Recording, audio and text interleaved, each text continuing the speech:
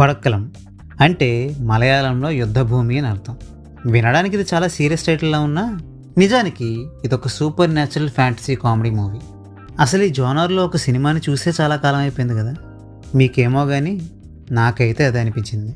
అది సరే, అసలు ఇంతకీ ఈ మూవీ ఎలా ఉంది అని అడిగితే నాకైతే ఈ మూవీ జస్ట్ యావరేజ్ అనిపించింది.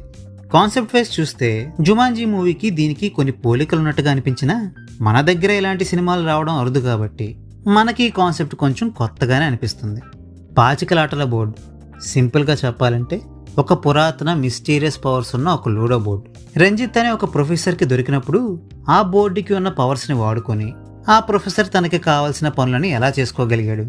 ఆ కాలేజ్లోనే చదువుతున్న 4 స్టూడెంట్స్కి అండ్ రంజిత్ వల్ల ఇబ్బందులకు గురైన షాజీ అనే మరో ప్రొఫెసర్కి రంజిత్ యొక్క సీక్రెట్ గురించి తెలిసాక రంజిత్ని ఎలా అడ్డుకోవాలనుకున్నారు, ఆ క్రమంలో వాళ్ళకి ఎదురైన కొన్ని సమస్యల్ని వాళ్ళు ఎలా పరిష్కరించుకోగలిగారన్నది క్లుప్తంగా ఈ మూవీ యొక్క స్టోరీ.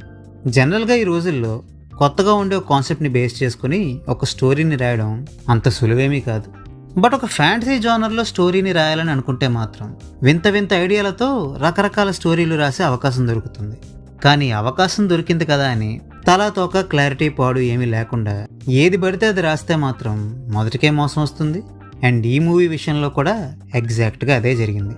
ఒక లూడో బోర్డుకి పవర్స్ ఉన్నాయని చెప్పారు, ఓకే.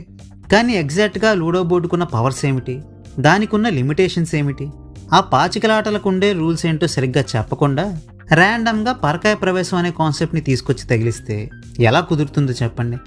రావు గోపాలరావు అని ఒక పాత సినిమా ఉంది. 80sలో వచ్చిన ఆ సినిమాలోనే ఆ కాన్సెప్ట్కి సంబంధించిన రూల్స్ అండ్ లిమిటేషన్స్ గురించి చాలా క్లియర్గా చెప్పగలిగినప్పుడు 2025లో వస్తున్న మూవీస్లలో ఆ శ్రద్ధ మరింత కనబడాలి కదా. సరే, ఆ విషయం పక్కన పెడితే ఈ మూవీ యొక్క ఫస్ట్ హాఫ్ అక్కడక్కడ కాస్త సోదిగా ఉన్నట్టు అనిపించినా కూడా ఓవరాల్గా చూసుకుంటే కొంచెం ఫన్నీగా, కొంచెం ఇంట్రెస్టింగ్గా బాగానే గడిచిపోయినట్టు అనిపిస్తుంది. బట్ సెకండ్ హాఫ్కి వచ్చేసరికి మాత్రం మూవీ కొంచెం అసహనం కలిగించే విధంగానే సాగింది.